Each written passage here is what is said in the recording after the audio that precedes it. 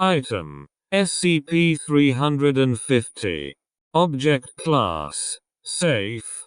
Special Containment Procedures. When not under experimentation, SCP-350 should be contained within a locked storage unit.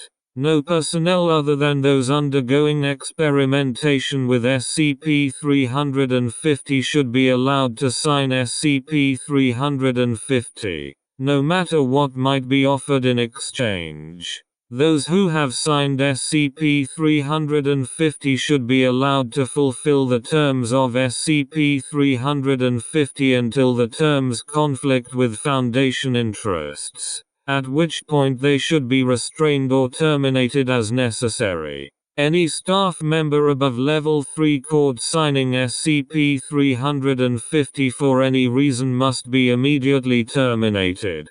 Description: SCP-350 appears to be a single-page contract followed by 49 blank sheets. The contract outlines a basic exchange of a good or service in exchange for a small amount of money wired to a numbered account at bank in Zurich, Switzerland. The wording of SCP-350 is different to every reader prior to signature, and the good or service offered is always something the subject has expressed great desire to obtain. The document is also always in the native language of the reader, and conforms to the laws of the nation in which the subject makes their primary residence. Attempts to use video or photography to get an objective image of SCP-350 at this stage have failed, as the text continues to vary from person to person. Upon signing of SCP-350, the variable language property of the contract ceases and the text of the contract stays in the language of the owner of the signature on the document to all readers.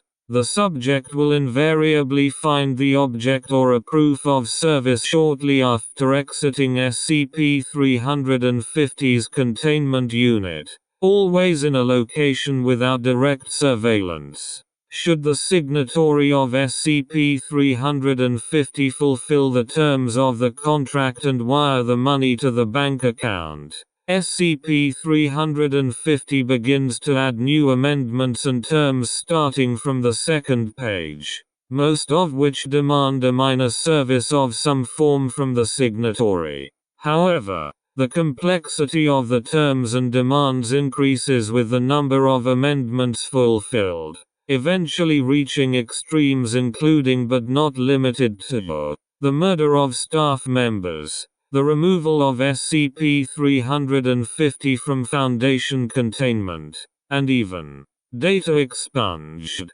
Should the signatory not fulfill the original or new terms of SCP-350 for any reason for a full week, they will begin to feel a noticeable urge to complete the current task.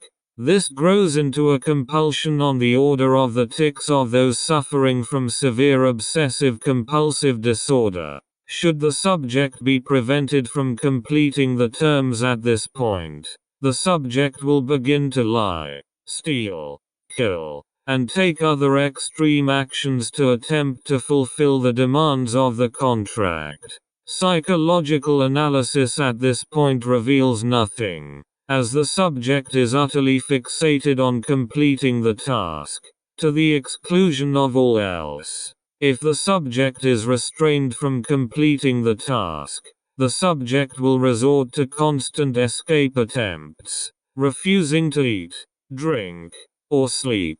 Subjects will die unless placed on intravenous fluids and forced into a chemically induced coma. At this point, their metabolism and bodily functions will begin to speed up until the subject dies from either a heart attack or the inability of intravenous therapy equipment to keep up with the metabolism.